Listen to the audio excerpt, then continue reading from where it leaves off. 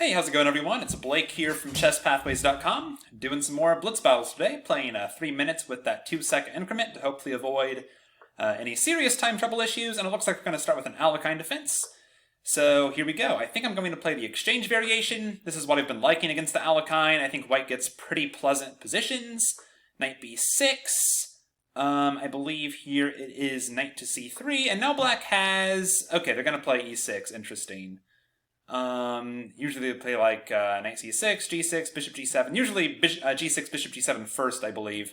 But I believe one of the main ideas in this line is to develop your queenside first before developing the kingside pieces. Although I think that's because you don't want to allow bishop g4 at the right moment. Here, they've kind of committed to locking this bishop out of the action. So let's see how this goes and how we want to proceed. Probably bishop d3 makes sense here. I'm just trying to think about how I want to use this space advantage I have. I always have to consider black's possible pawn breaks. Let's play knight f3 first, just because I know the knight's going to f3 and there's no more bishop g4 concerns.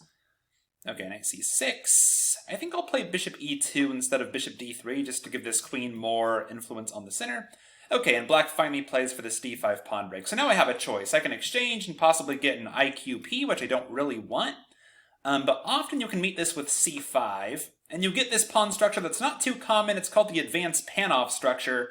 White has this very healthy 3-on-2 on the queen side, very, very strong in any kind of endgame. I would love to just roll these pawns. Black is kind of the one with the onus to change this pawn structure, either with the e5 pawn break or the b6 pawn break.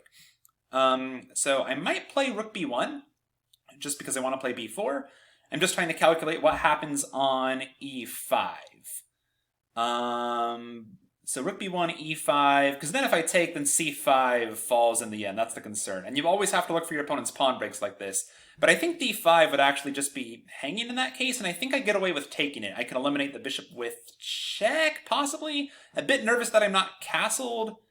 Should I just maybe castle now? Castles, and then what happens on e5? Castles, e5, knight takes d5, e takes d4, knight takes e7, queen takes e7.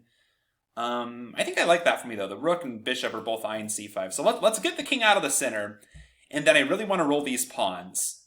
Okay, knight f6, interesting. That's kind of black's third possible plan in this pawn structure. You can also play for like knight e4 and f5 and just attack on the king side to balance out white's queenside play.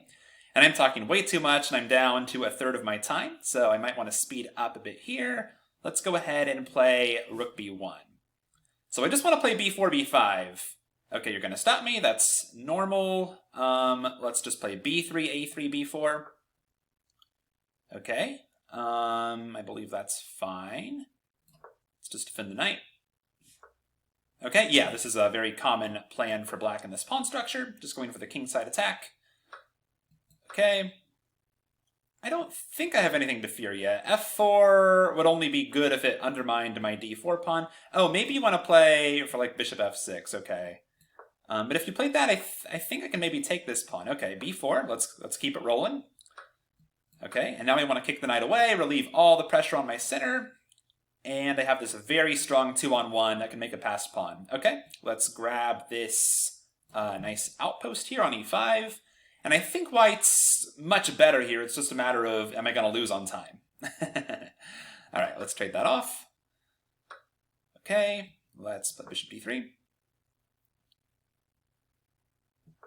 Okay, let's just stop f3. I'm not sure if I really have to, but I want to do it. And now I might want to contest the a-file. I might play rook e1. Okay, let's contest the open file. I might also put a rook on e1 in some cases. I can play c6 with tempo too. I'm just worried about pins on my queen. Let's improve a rook. If black wants to take on a1, that's fine. I'll take the file, maybe play rook a7. You're not playing h3. If you play e5 now, I think I just take with tempo. I think I have everything under control. Oh, and you hung the queen. Okay. But I think I was much, much better there anyways. That was a pretty interesting game, just pawn structure-wise. And when you really understand the pawn structure deeply, it really helps with a lot of your calculation of your opponent's ideas. So let's actually hop over to an analysis board. And I can teach you some stuff about this opening and about this pawn structure in general. So this was an Alekhine defense, which you don't see every day. And I really like this, this exchange variation against the Alekhine. And black has two options here. Black can play c takes d4 or e takes d4. C takes, you might say, is more principled, kind of taking towards the center. I actually prefer seeing this compared to E takes, because on E takes, black plays like bishop E7 and castles. C takes is usually associated with the fianchetto setup, because this bishop is really blocked in on this diagonal. So C4, knight B6, knight C3, and how it often goes is G6, and now the way to play this as white is you just don't play knight F3 for a while. You don't let black harmoniously pin you. So it's like bishop E3, bishop G7, rook C1, castles, and even here B3 is the main move. And now what does black do? This bishop still doesn't have really a great home. It could come to F5, but it doesn't really put pressure on your center there. You have this big space advantage. So the main line is knight C6, and now you play D5. This is why you organized your whole queen side to be able to play this, even with the bishop putting pressure on you. Knight E5, and now not F4 right away, because the knight has a great square here on G4. You just take that square away, and now you're threatening F4, and again, black's pieces are really kind of tied up. What does black actually do about your threat to play F4? Their main move here is F5, just giving the knight the F4 square back, but even still, F4, knight G4, takes, and knight E2. Possibly thinking about knight D4, possibly thinking about bishop D4, trading off the fianchettoed bishop. White has a big space advantage. If black ever breaks with E6 or E5, you just take on E6 and this pawn's isolated. I've always really liked this line for white. I feel like compared to other lines against the Alekhine, like let's say the four pawns attack, where white just really goes all out and tries to get everything and it's super, super sharp, this is a really safe way to get a comfortable advantage with white. At least that's my opinion. I know there's, grandmasters who might play this with black, maybe not regularly, but at least, as a surprise weapon. But I've always thought it's pretty favorable for white. But okay, in this game, black chose to just play E6 and commit to locking in this bishop. So bishop E3, bishop E7, rook C1, just kind of developing. Knight F3, I don't think I have to delay this because, again, there's no bishop G4.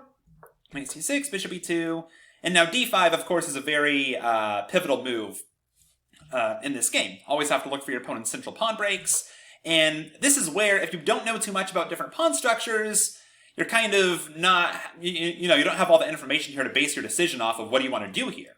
But I know that exchanging leads to an IQP pawn structure, right, this isolated queen's pawn. Taking leads to the advanced Panov structure, which can actually be reached from a couple openings. It's not a structure you see every day. It's most known from the advanced variation of the Caro-Kann, which is where it gets its name. Just taking a look at the Panov here.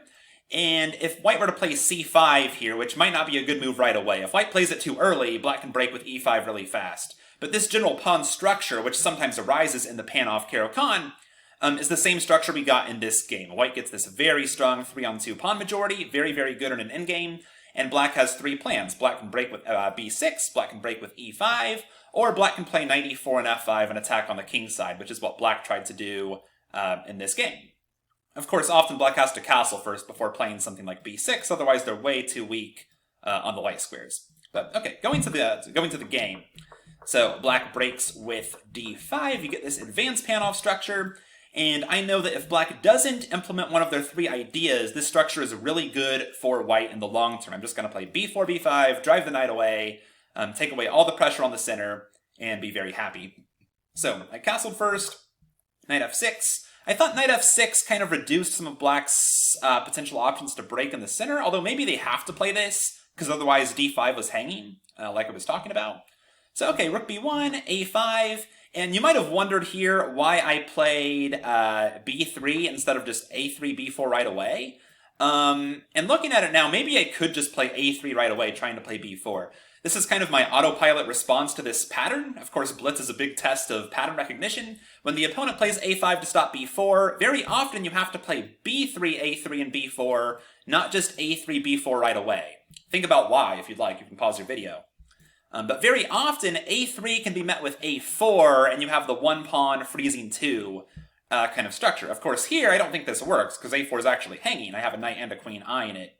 But very often, you have to play b3 first to stop a4. You don't want the one pawn freezing 2. And then you play a3, and then you play b4. So that's what I did in this game, just kind of on autopilot. b3, knight e4. I think this idea is not very scary here. I'm not really afraid of a kingside attack. I'm playing b4, b5 really fast, so I defend my knight.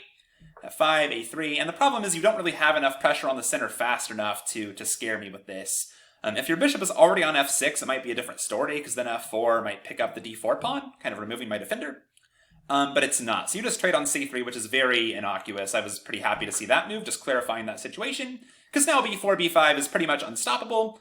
I have this very nice outpost on e5 now f5, you kind of see the downside of this move.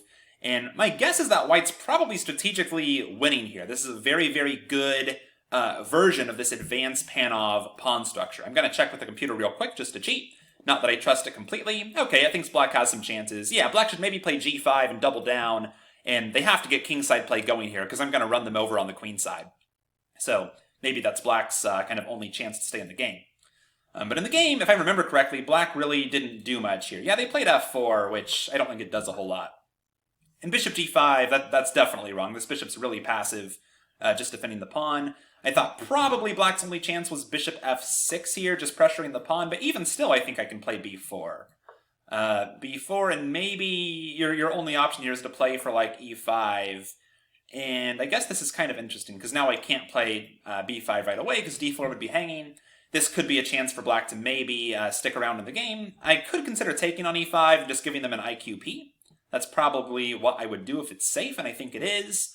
But nonetheless, it's better for black than what happened in the game. So, 94, queen c2, f5, a3 takes, f4, bishop d5, b4, b5, and there it is. White achieved their strategic goal that I knew was my goal all the way back from move 10, when black allowed me to reach this advanced Panov structure. And now it's how many moves later here? I think it's almost 10 moves later, but here it is. It's the final position that shows that white accomplished their goal in this structure. You have a very strong 2-on-1, the knight's being driven away, and all the pressure on my center vanishes. And the rest, I don't know if white's entirely winning here. My gut is probably yes. This has to be strategically winning for white. So I would say the rest is kind of a matter of technique. I improve all my pieces. I try to make a passed pawn. Black did hang their queen at one point here after where was the moment here? H3. They finally play queen g6 and blunder. So if you'd like, this could be a good training position. You could play this position against a computer with the white pieces. Make sure you can practice, converting it. But even if black doesn't hang the queen here, I think it's very, very hard to play this with black. There's no real counterplay against the king. E5 is probably their last-ditch effort, but it's even hard to play that safely. And meanwhile, c6 is coming very fast. So very interesting game. Good lessons there about the opening and about this advanced Panov pawn structure in general. Thanks for watching, everyone. Please make sure you visit chesspathways.com to get signed up there. It's totally free. Only takes 5 seconds, and I will send you a free move-by-move guide to chess thinking when you sign up. It took me way too long to become a chess master, and I want to help you do it in a fraction of the time. So that link is down in the description. Thanks, and I will see you there.